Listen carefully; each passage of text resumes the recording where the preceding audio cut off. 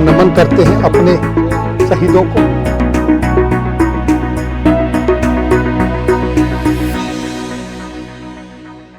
जय हिंद दोस्तों, आप सभी का स्वागत है आपके अपने सैनिक वेलफेयर यूट्यूब चैनल में। दोस्तों, आज हमारे साथ हैं वीरों की भूमि राजस्थान की दिलों के धड़कन air veteran sergeant Lalaram Chaudhary. Lalaram Chaudhary साहब, आपका हमारे स्टूडियो में बहुत बहुत स्वागत। धन्यवाद साहब। साथियों, इससे पहले कि लालाराम चौधरी साहब कुछ कहें, मैं आपको इनके बारे में कुछ बताना चाहता हूं। जैसा कि आप सभी जानते हो, मैं पहले भी एक इन्फॉर्मेशन आपके साथ शेयर कर चुका हूं। करोड़ों रुपयों की जमीन अपने पूर्व सैनिक वीर नारियों को दिलाने वाले और 45-50 लाख रुपए अपनी जेब से खर्च कर कर पूर्व सैनिकों के लिए सैनिक विश्राम गृह बनाने वाले हमारे air veteran sergeant Lalaram Chaudhary ji के बारे में पहले मैं 2 इन्फॉर्मेशन आपके साथ शेयर कर चुका हूं। देख रहे हैं सैनिक विश्राम गृह, ये श्रीमती मांगी देवी चौधरी स्मृति जो उनकी यादगार में आपने बनाया है। आपको बहुत बहुत धार्मिक और बहुत ही अच्छा आपने पूर्व सैनिकों के लिए काम किया। ये प्रेरणा आपको कैसे, लेकिन आज मुझे बेहद खुशी हो रही है एक और नई इन्फॉर्मेशन शेयर करते हुए। मेरा सीना गर्व से चौड़ा हो रहा है कि हमारे बीच के पूर्व सैनिक ने जो काम किया है वो काम राजस्थान की कोई भी सरकार नहीं कर सकी। वहाँ का कोई भी समाज सेवी राजनेता ऐसी जुर्रत नहीं कर पाया जो काम air veteran sergeant Lalaram Chaudhary ने किया। इन्होंने जैसलमेर जिले के अंदर पहला नेताजी सुभाष चंद्र बोस का स्मारक बनाया, जो कि कोई सरकार नहीं बना पाई और ना ही कोई समाज सेवी राजनेता ये जुर्रत कर पाया। आज आपने ये सौभाग्य प्राप्त कराया हमको कि हम अपने उन पुण्य पूजनीय स्वर्गीय लोगों से हमारे बीच आज नहीं हैं, लेकिन जिनकी बदौलत हम और आप आज। सर, आपका भी बहुत बहुत शुक्रिया कि आप ठेठ दिल्ली, यूपी, हरियाणा, अशोक जी यहाँ आए, ये पूरी जानकारी ली, वीडियो बनाया। अब ये पूरे भारत के अंदर, विश्व के अंदर ये खबर जाएगी तो इससे और लोगों को भी प्रेरणा मिलेगी। हम यही चाहते हैं कि हर आदमी के अंदर देश प्रेम की भावना बढ़े, जगे। प्रेरणा आपको कहाँ से मिली और आपने ये कदम क्यों उठाया? क्या आपको महसूस हुआ इस कदम को उठाने के पीछे क्या विशेष वजह रही? और इसके लिए क्या फिर से आपने अपने ही पैसा से ये काम किया या आपको किसी की मदद मिली?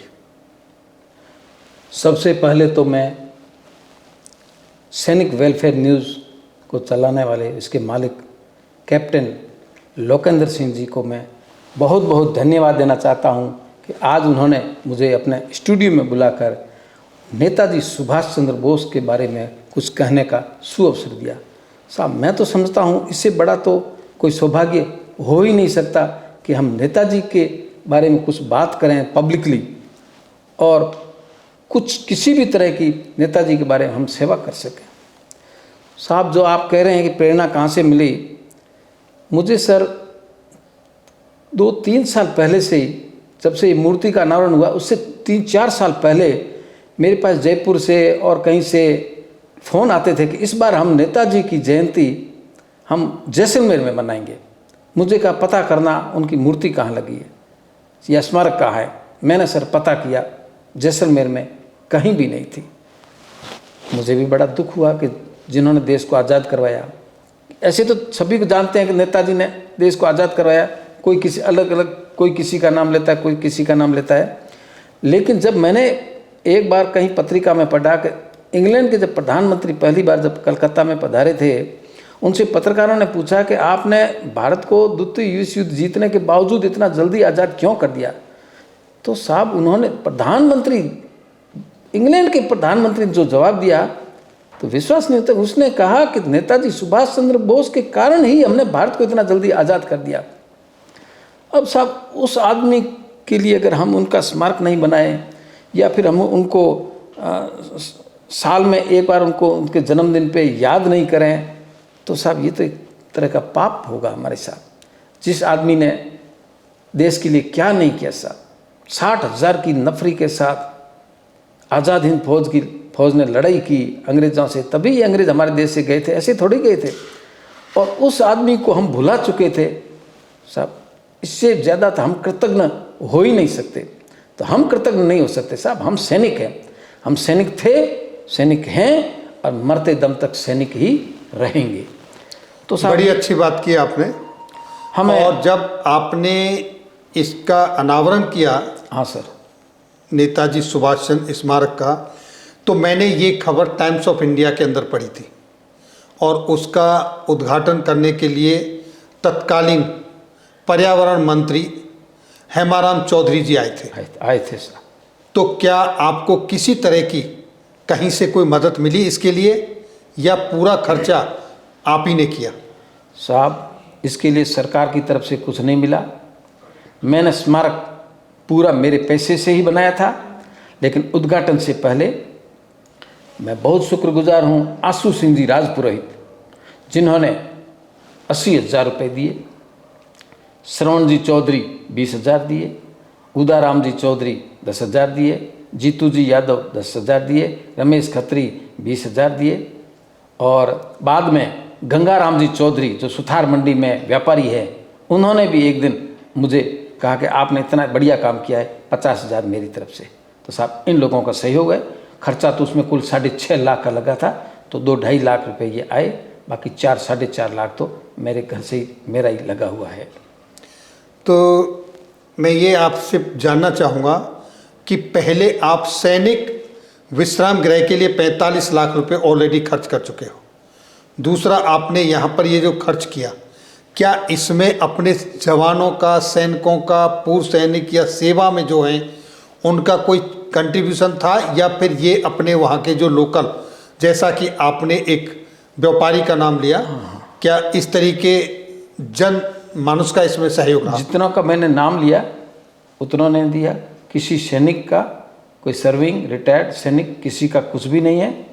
मैं तो एक ही बात जानता हूँ सर, पैसा चाहे कोई देता तो ठीक था, नहीं दिया तो हम किसी से मांगते नहीं। क्यों? पैसा साथ नहीं चलेगा, भगवान के घर जाना है। अगर हम नेताजी के नाम के ऊपर इस तरह का हम खर्चा करेंगे तो साहब वो तो भगवान के खाते में लिखा जाएगा। इससे बड़ा हमारा सौभाग्य क्या हो सकता है।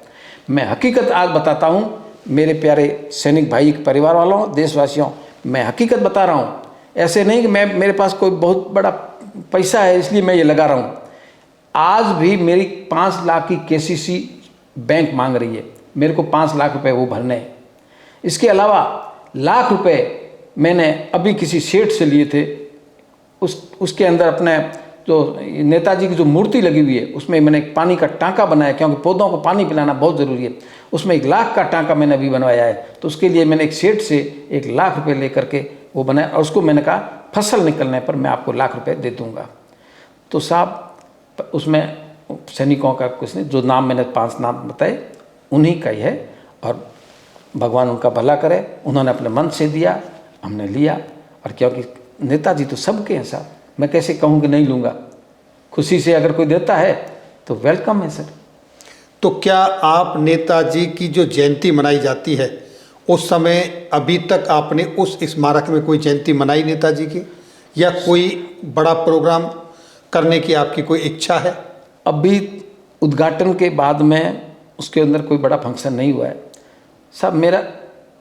मेरा मन है, मैं चाहता हूँ कि अगर नेताजी का एक बहुत बड़ा फंक्शन नेशनल लेवल का अगर प्रोग्राम रखा जाता है तो उससे पूरे क्षेत्र के अंदर एक देश प्रेम की लहर बहेगी और राष्ट्र के प्रति युवाओं में राष्ट्र प्रेम की भावना जगेगी। अगर इस प्रोग्राम में, ऐसे प्रोग्राम में नेताजी सुभाष चंद्र बोस के जो पोते हैं वो अगर हम आ जाए, हम कोशिश करेंगे, अगर वो आते हैं तो बहुत ही बढ़िया रहेगा। और भी GD बख्शी साहब हैं, और अपने पंजाब राव मुधाने साहब हैं जो अध्यक्ष है, जय सैनिक संस्था नहीं बनी उसके अध्यक्ष हैं, वो हैं, और परमाणु वैज्ञानिक सक्सेना साहब हैं, और महावीर चक्र विजेता दिगेंद्र कुमार जी हैं।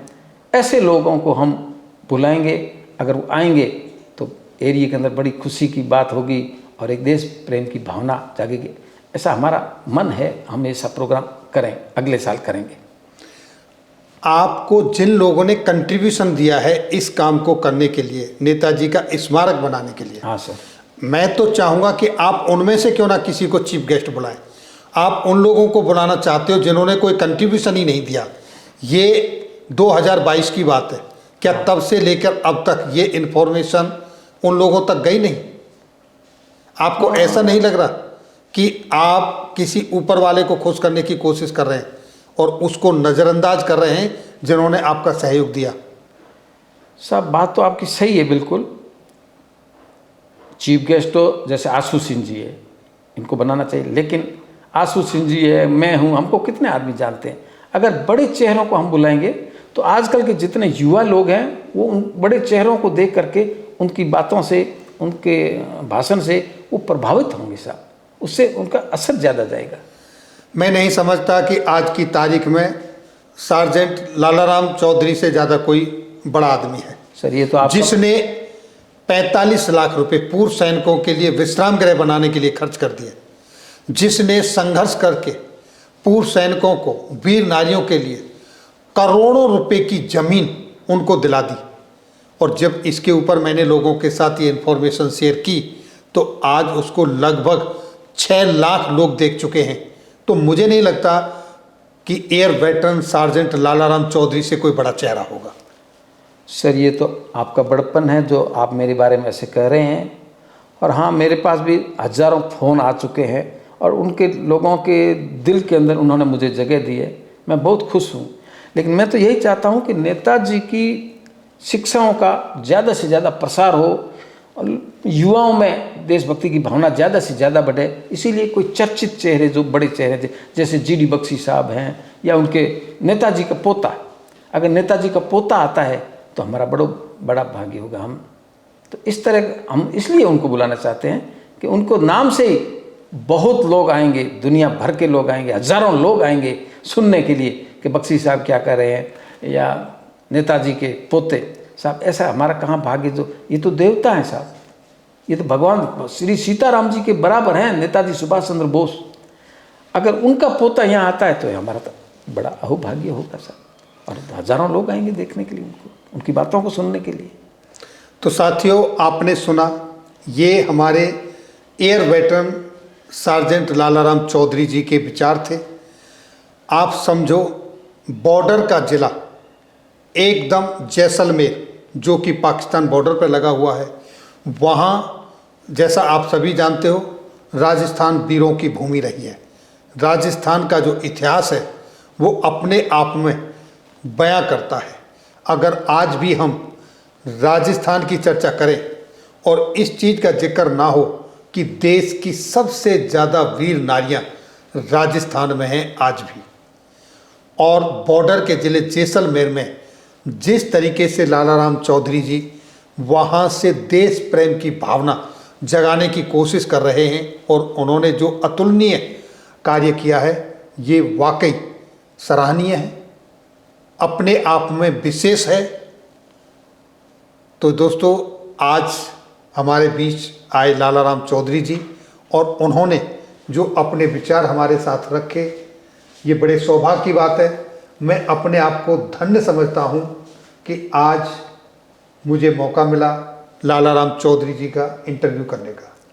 लालाराम चौधरी जी कोई ऐसी सेलिब्रिटी या शख्सियत नहीं है, लेकिन किसी भी सेलिब्रिटी या शख्सियत से कम नहीं है। उनके आप काम के बारे में जानोगे।